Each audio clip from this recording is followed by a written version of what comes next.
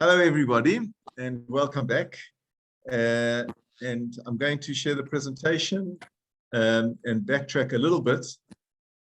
Before we actually get to the presentations, there's two things I want to share with you. Those are two pictures received from Tzvia that I meant to include and I forgot to include. And I think they actually add to our learning. This is the Tzvia's representation of the Aleph. Mentioning the 1,000 and the 1. You remember we spoke about the 1, that's 1 Hashem, going to the myriads to thousands. Tzvia, maybe all these dots are 1,000 as well. I don't know. Anything you want to add to it, Tzvia? No, it was just a spiritual feeling that I had with the Yud and the Aleph and opening the doors to the AlephBet. Okay. You mentioned doors, remember that, because that's very relevant for the Dalet today. Okay, but we'll get to that in a moment. And as we move on, here's the bet that Tzvia did.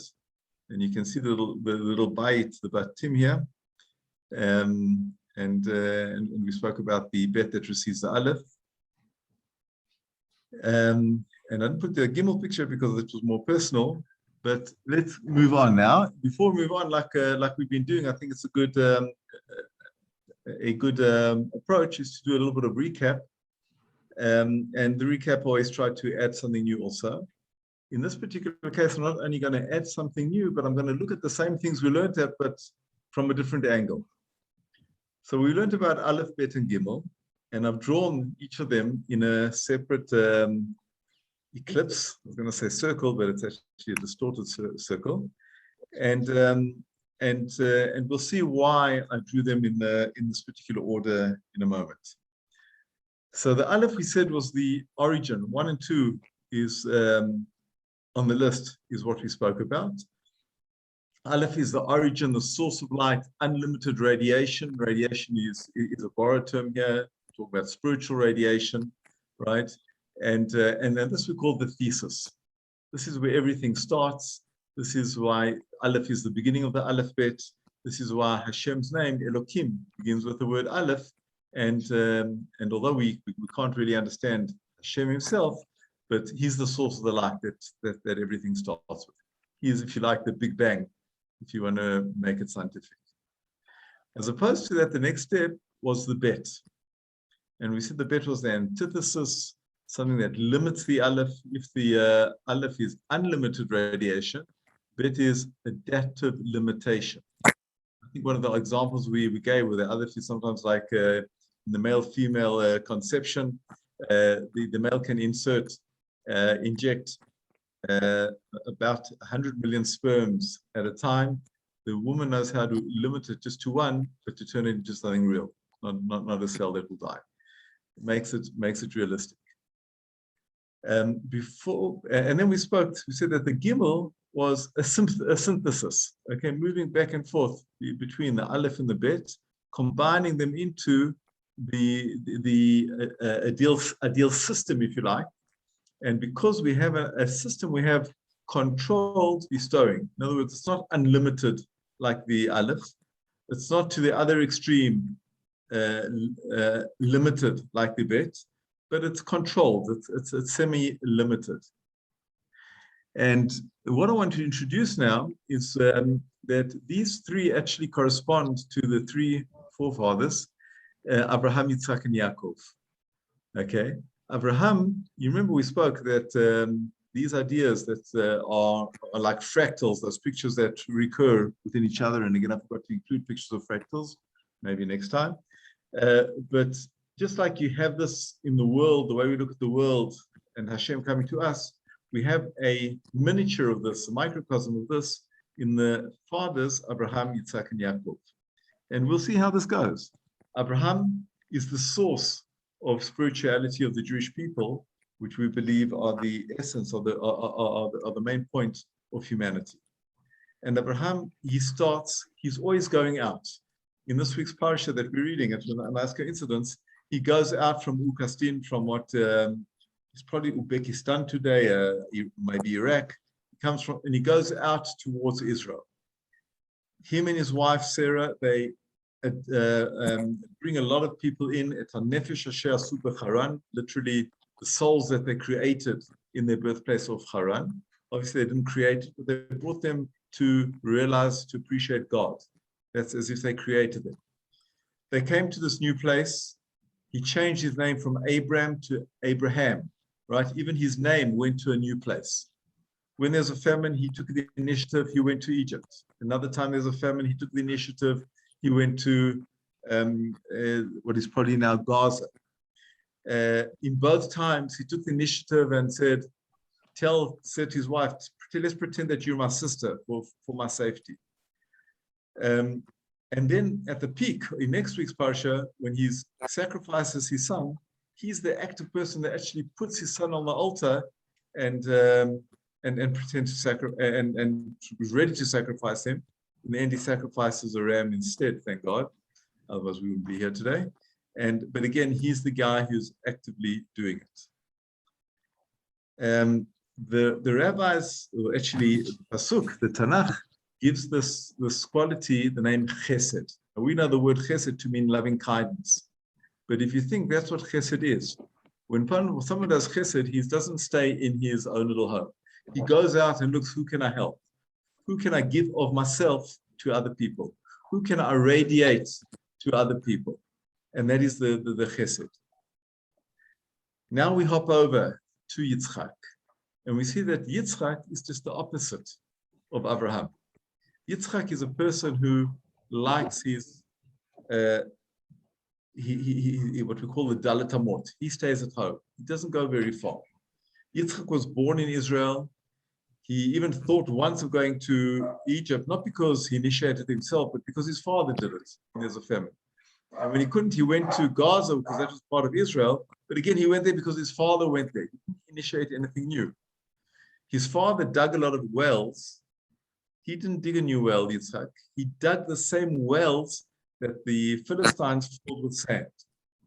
By the way, what is a well? A well is an interesting concept. A well or a spring is you have sand that it looks like within plain dry sand, there's no life. Water is the sign of life, right? When the scientists look for signs of life in the universe, they look for water. And by digging a well, you say, even though it seems like there's no life in the sand, in the chol, right? The word chol in Hebrew means sand. It also means the opposite of kodesh, right? The opposite of holiness. You dig deep enough, you'll find the holiness. You'll find the water. So both of them, both Abraham and Yitzhak, look for spirituality even in the physicality. But Yitzhak does it in the place where his father died. And when they get to the Kedah, putting Yitzhak on the altar, his greatness of Yitzhak is not that he put somebody on the altar, that he passively is put on the altar.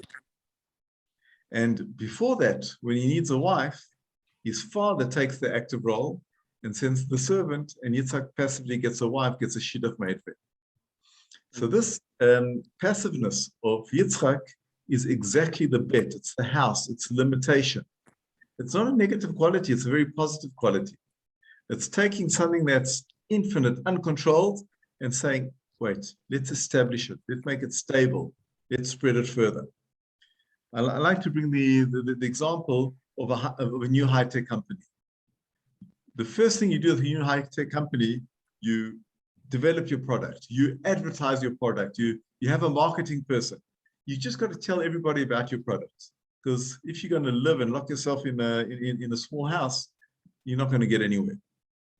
On the other hand, you'll get to some stage where you're developing and you're growing and you go, at some stage, you need somebody to come in and say, okay, let's focus now.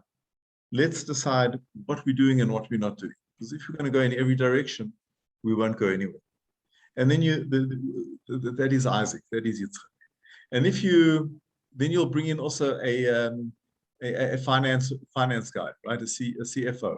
And the CFO will go say, stop spending. This is your budget that you have and not more. These are the roles of the bet. So you see that even in a company, in any situation, any business, any system that you have, you need the Aleph to start and the bet to balance. And then when they start working together, that's the ideal situation. Working together could be working exactly together, or it could be going back and forth, vibrating, harmonizing between Aleph and Bet. And this is Yaakov.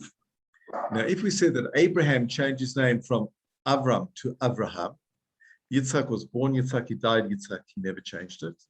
Yaakov did something in the middle. He changed his name to Yisrael, but he's still called Yaakov, right? We're still sometimes referring to Yaakov, and we still refer him to as Yisrael, because he's always got these two qualities in him. Also interesting that each of them had a spouse, a wife, who were the opposite to them and balanced their quality. Abraham had Sarah, who was very boundary driven. And as soon as her maid, Hagar, went out of order, as soon as the stepson, Ishmael, went out of order, chased them away. That balances Abraham. On the other hand, Isaac, who's very limited, very border driven, he has a wife who's full of chesed. She was the one who fed the camel, gave water to the camels, and took Eliezer, the slave of Abraham, into the house. She's the symbol of chesed. And of course, Yaakov has to have two wives, because Yaakov always has these two qualities. So Gimel is Aleph and Bet together in a balanced fashion. And that's why Yaakov's quality is called Emet. Emet is truth. What is truth? There's no such a thing as half-truth. Either something is true, 100%, and if it's 99.9% true, it's actually false. There's only one truth. Truth is all-encompassing. Truth is all-encompassing in time and in reality. And that's why if you look at the word Emet, it's got the first letter of the alphabet, Taf is the last letter of the alphabet, and Mem is the middle letter of the alphabet. It's all-encompassing. So that's Aleph, Bet, Gimel, and again, adding yet another dimension, if you like, looking at them. I've squashed a whole lot of information into 10, 15 minutes. Any questions on this? Okay, you're allowed to listen to it again afterwards if you want to.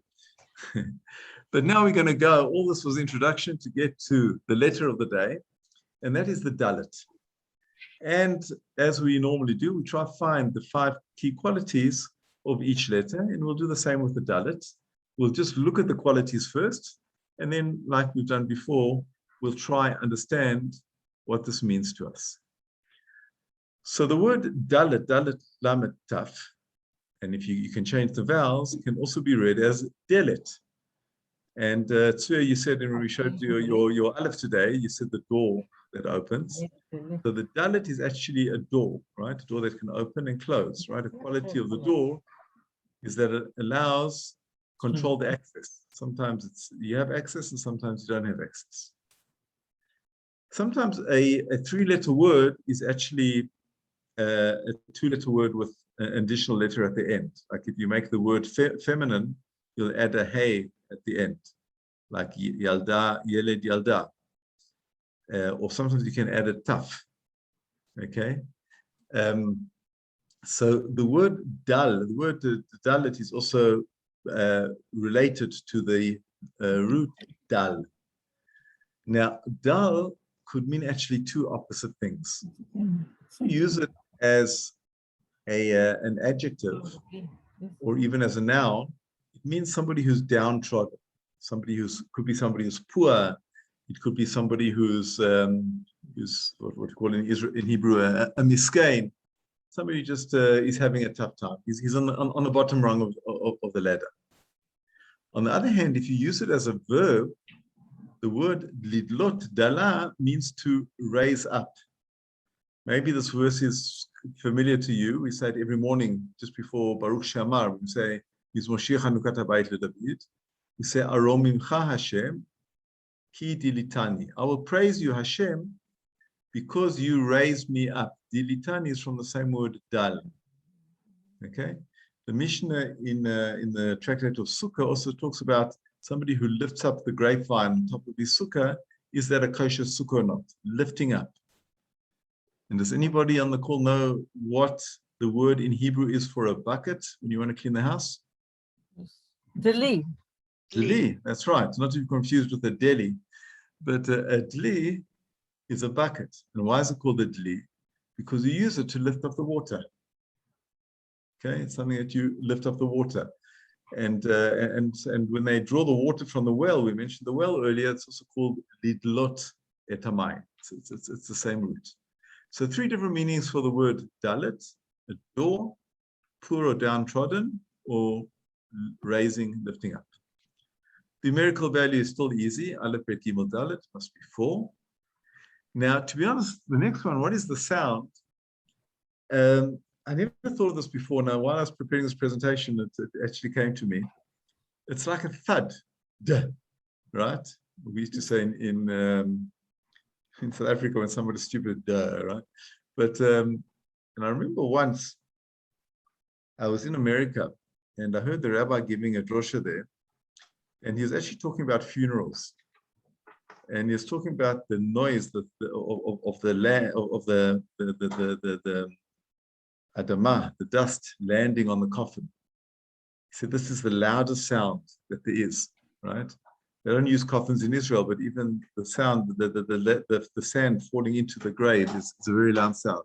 In fact, he told the story that he once went to a funeral at Forest Lawn. Yeah, you remember the John Denver song about Forest Lawn? Sing it. I'll sing it for you afterwards.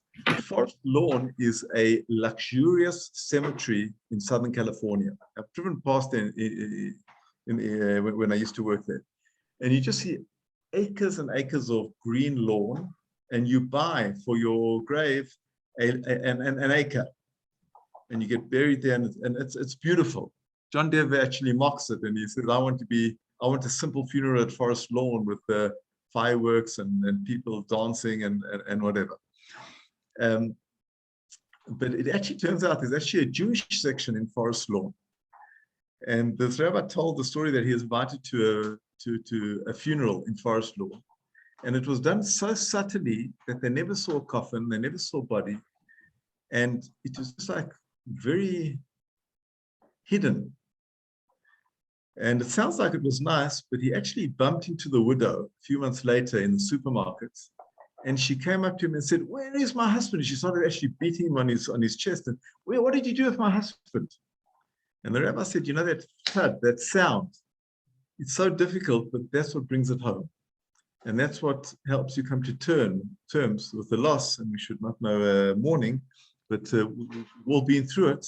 And that's, so I haven't seen this written anywhere, and I'm very careful, as you know by now, to differentiate between things that are taught and quoted from the sources and things that I'm prepared to initiate new things as long as 2 conditions. I tell you that they initiated, and number 2, that they fill in with the other messages, and I think they do, as we'll see shortly. So duh is like a thud, it's like hitting the bottom, which of course is similar to the dal, right? Maybe the slamming of the door. The shape of the dalet, as you can see it on top here, it's 2 vavs, 1 horizontal, 1 vertical. Interesting that the horizontal one is thick, the vertical one is narrow. And Rav Kook says that these are 2 dimensions in life, the dimension of quality and the dimension of quantity, right? Quantity goes up and down, like quantity normally does. And he's saying actually quantity is less important. That's why it's narrow. Quality is more important, and there's no right and wrong in quality. It could be to the left or to the right, right? Where people have different needs in terms of quality. But the other possibility for the shape could be an open door. Imagine that you're looking at a plan, an architectural plan of a house, and they show the door. And if the door is closed, then you just see a line. If the door comes open, then you see a shape of a dalet. So the dalet could also be an open door. And finally, the first word that starts in the alphabet, in the Torah, it begins with the letter dalet. By the way, this number 5 I also haven't seen. I just did the search on the computer and found what the first word was. And that's the word deshe, right? In the 11th verse of the first chapter, when God created the earth, and on the earth, he said, let there be grass growing on the earth. So what does this all mean? What is the quality of the Dalet? I think the quality of the Dalet is the actual Dal. The quality of the Dalet is, if we said before, and I'm going to page up for a second. If we said before, we have the Aleph and Bet combining to get the Gimel, and the Gimel is the ultimate bestower, the ultimate Gomel. The Dalet is the person or the entity that knows how to receive.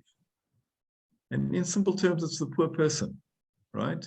In the Gemara that I mentioned in the first section, where the children gave explanations to the names, and they said AlephBet is like a little sentence. Aleph, we learn to the house, we teach about the house. They say Gomel Dalim, that you Gomel, who do you Gomel to? Who do you bestow goodness to? To the people that are Dal, to the people who are poor. And this is very interesting. You know, our normal reaction is that when you have a rich person donating money, for example, to a poor person, so that you admire the rich person, and the poor person, he needs a poor person. But there's actually a way of looking at the other way around. The poor person is helping, the rich person is helping the poor person with some money, something very physical. The poor person is helping the rich person to do a mitzvah, is helping him to be a giver. Without the person to receive that money, there wouldn't be anybody to give to. Now, I only actually bring in something very personal on this point. Today is my 3rd anniversary. Today, the Hebrew date, Zayin Mar-Cheshvan, of my kidney donation. And I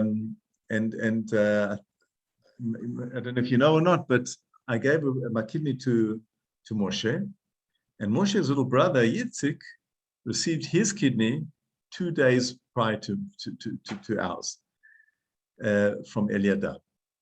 So when I went on Tuesday morning to the hospital, I'd already met Moshe, and there I met Eliada, who had just given a kidney 2 days earlier, and Yitzhak had just received the kidney. And when I walked in, I remember seeing Eliada, and he was floating. And he kept on saying thank you to Yitzhak for letting him be the person who gives him a kidney. There's an element sometimes when the receiver sometimes does more, maybe more in a quality point of view, right? We spoke about the difference between quality and quantity. More from a quality point of view, the receiver does more to the giver than the giver does to the receiver. But either way, there's this beautiful balance of give and take that if it's done with the right feeling, it creates a very special connection. And I can say personally, the connection with Moshe, we call each other brothers, and we feel like we're brothers. Nothing personal here, that doesn't take away from our relationship, but something's very special being created. And that's what the land is. Okay, if you say that the Dalet is the deshe, the grass that goes into the land, the land is something that's dal. That's something. It's interesting if the word in English dal comes from the same root. I don't know, but it's something that's got no life of its own, right? But when the seed comes from the outside, and when the water comes from the outside, and when the energy from the sun comes from the outside, the photosynthesis takes place, all of a sudden, flourishing takes place. And this cannot take place if you don't have the sand to provide a house, very similar to the bet. We'll talk about the difference, but to provide a basis. So you have the Dalet that, on one hand, seems to offer nothing of its own. On the other hand, just by being there, offers a foundation for the giving. And this foundation for giving creates a connection, creates life. Using that as a basis, now let's look at all the qualities and see what this means. So first of all, the Dalet is a door. When the poor man knocks on the door and the door is opened, that's when the connection starts. When we went back to this previous slide, this was very theoretical. I remember, to do something amusing, when I was at work many, many years ago, and we were talking about some complicated idea. I don't even remember what it was. I just remember it was complicated. And I said the sentence, theoretically, such and such. And there's this very, very bright Russian guy that I worked with, name's Aaron. And he said, Yehuda, you know what the difference between theory and practice is? I said, what's the difference between theory and practice, Aaron? He says, in theory, there's no difference. Very, very clever, right? But obviously, there's a world of difference between theory and practice. But theoretically, there's no difference. And AlephBet Gimel without Dalet is everything's in theory. Everything's in potential. When it goes from potential to something real, to practice, that's with the Dalet. And that's why the Dalet is the open door. The door opens, and the Dalet connects the spiritual to the physical. The Dalet connects, is the stage, is the final stage where Hashem's world and all the spiritual, slowly we've come down stage by stage and getting the spirituality, limiting it a little bit to what we could take, finding a balance. But when it actually gets to us, that's the Dalet. And the other thing about the Dalet, we said, we'll come back to the Dal and the Dalai in a moment. But we said the numerical value is 4. Because if you look at this lowly world, this world is described by 4. There are 4 directions, north, south, east, west, right? With two dimensions, and each has 2 directions. That defines the 4.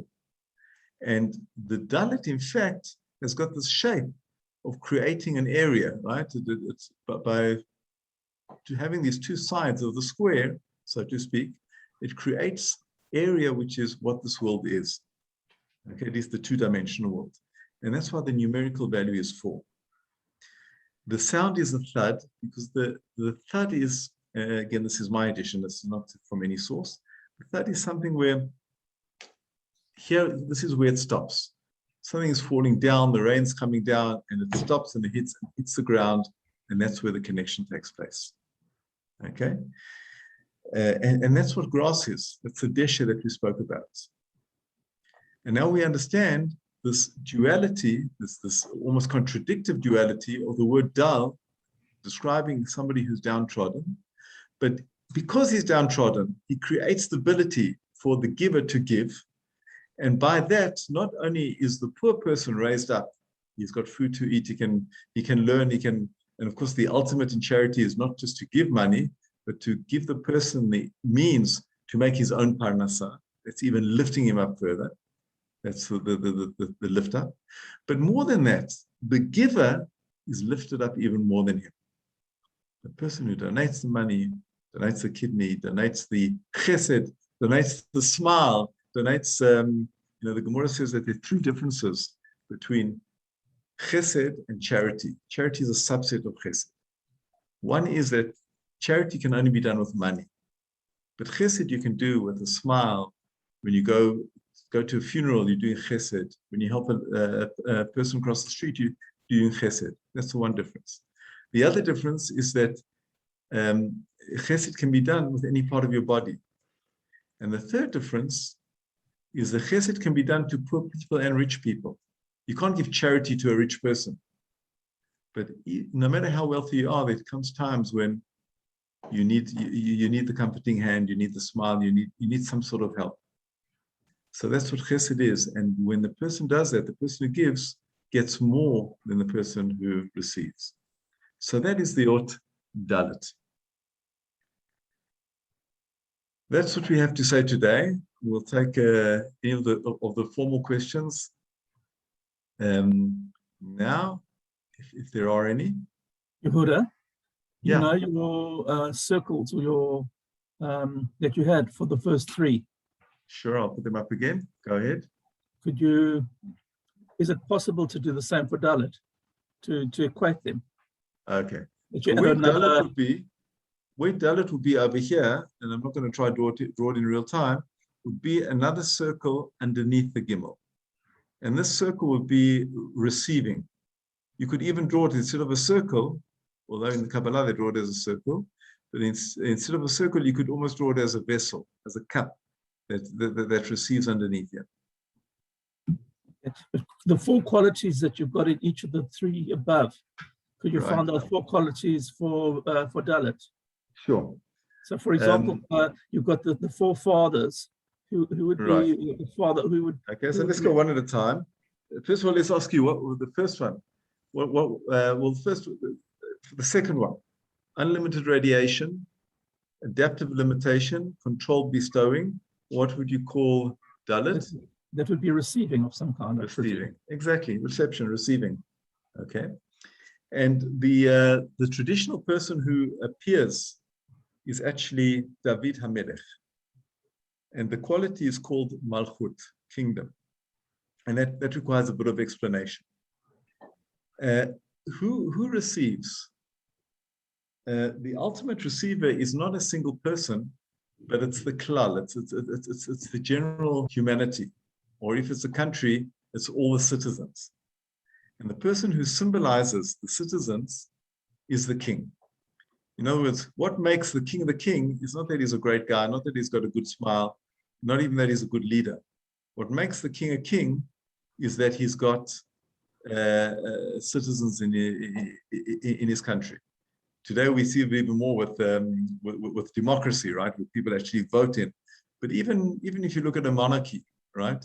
You can have these people who take the monarchy by force, or if you look at the inherited monarchy like you still have today in England, if there was no people, the monarchy is useless. And the people are there for receiving, right? It's humanity, if you like. And that's why it's called Malchut. It's called the kingdom, because the kingdom is there for the benefit of reception. Leonard, I'll add a picture with them in also. What would be number 4? That would be number 4.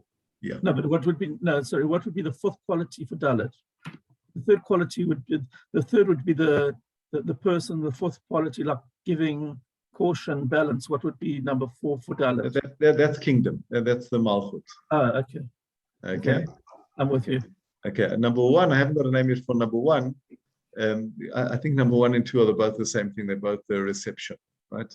Thesis, antithesis, and synthesis. That's really a complete thing. Maybe it's benefit. Maybe the 1 would be benefit or enjoyment, right?